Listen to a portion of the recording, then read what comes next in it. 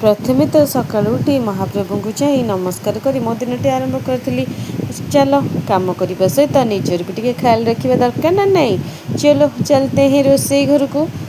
रोसई घर थी अंडारे टिके हेयर एंड स्किन केयर करवा।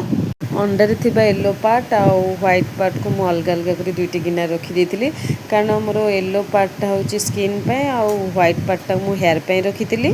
अंडार व्हाइट पार्ट रे प्रचुर प्रोटीन थाए जहाँकि आमर हेयर को soft and shiny and strong करता। येलो पार्ट रे मुझे योकरी टिके हल्दी पकईकी फेस रे लगे देबे जहाँकि आमर स्किन को ग्लो करता और टाइट मध्य करता। जहाँ जो मानकर ऑयली स्किन से गोटे टिप्स कहबी तो एग रो व्हाइट पार्ट ही से भल। एग लगे जब आम मुंड सफा कर हेयर फॉल भी कम होता है और डैंड्रफ भी कम होता है। आगे 20 मिनट रखिकी शैम्पू भल भाव धोईदेवे। आउ जदि भी चाहिए आपड़ से व्हाइट दही किंबा तेल भी ऐड करेंगे जहाँकि हेयर पे बहुत आवश्यक। आज हूँ संडे आउ संडे मतलब हूँ तो गोटे टेस्टी खाना बनवा तो स्कूल जेहेतु आज छुट्टी अच्छी आउ तरतर होगी टिफिन नबनी टी शांति सुस्तर मन ठंडा रखिक आज टिफिन बन से समय भी लंच भी मुझे अधा अधी प्रस्तुत करदे। देखो माछ भाजी आउ तो तरकारी करदे डाली बसपटे तो पूरी भी छाणुची।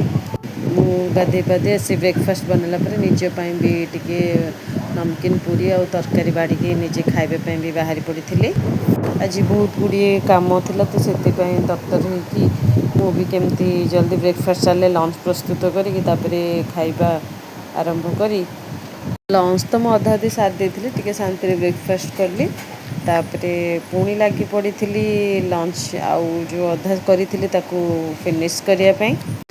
ब्रेकफास्ट करने समय मो पाख गोटे मेसेज आसाला गोटे वीडियो कॉल आसाला जो थी कि देखिली कि मो पुत्रार देह खराब था। मो मनटा भी बहुत खराब होगा से आउ कि मोटा भांगीगला भल लगलानी जो कौन करी कम तो बहुत पड़ी आसिक पुणी लंच प्रस्तुत कली जेहेतु टिके आज कम थिला दीपर से जो गोटे सिंपल लंच थाली ही बनाऊँगी बेसी किसी करूनी। आज डाली आउ कलरा आलू पोटल छुई की पिठो देकी भाजी तापर विभिन्न पनिपरिया को टिके फ्रिज सजे रखला नड़िया टे कर कारण आम दीपर टे पिठा कर प्रोग्राम थिला। संडे स्पेशल सिंपल लंच थाली पूरा रेडी देखिपे मुझे माछ टे गरम कर थाली नहीं जाइए अच्छी मोर आज भात डाली टे बैगन पड़ा माछ भजा काकुड़ी प्याज आउ टे पिठो भजा तापरे खाई सारा लंच कर सारा आम पिठा प्रस्तुत करने लगी पड़ू शाशुबू टे मो स्वामी आसी टे हेल्प कर दौरान पिठा छाणवे।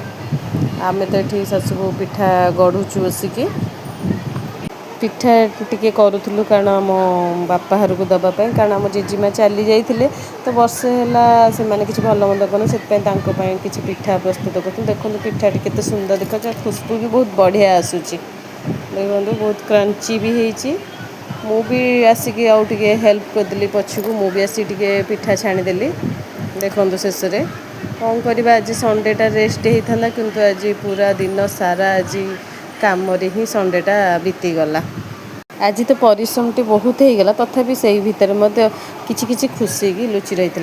आज मोर ननंद आ भाणेजी क्यूटी मुंबई जाऊँच से 10-15 दिन है एंगेजमेंट आसी तो आज से पलाउंट तो मुडटा भी से टिके खराब होगा निश्चय मिस करी।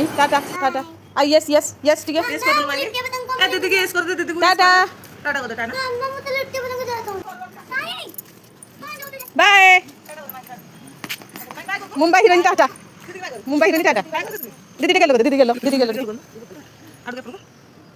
ठीक है। पिठा छणा पर शाशु आसिक आमर बढ़िया बढ़िया बरा करते बरार खुशबू भी आज पूरा सुपर हिट थिला।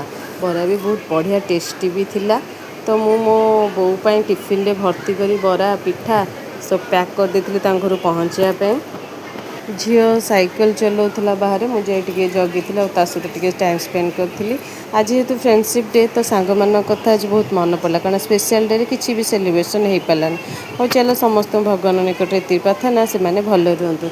मो स्वामी मो दुख न सहीपारी सी भी गोटे फ्रेंडशिप बैंड मुझे पिंधे देती सी भी मत गोटे फ्रेंडशिप बैंड सुंदर फ्रेंडशिप बैंड पिंधे मोठू नहीं मत पिंधे देखु सुंदर संडे इवनिंगटा जमती ही कटी फैंसी ब्रांड पिंधा पिंधि कलापर आम स्वामी स्त्री चली जाइए स्पेशल गोटे गार्लिक वाली विदाउट ऑयल चिकेन बनाने स्वामी स्त्री बनैयार लगी पड़ू डिनर पर चिकेन करी हो सारा पर मु रुटी करिबारे लगी गली।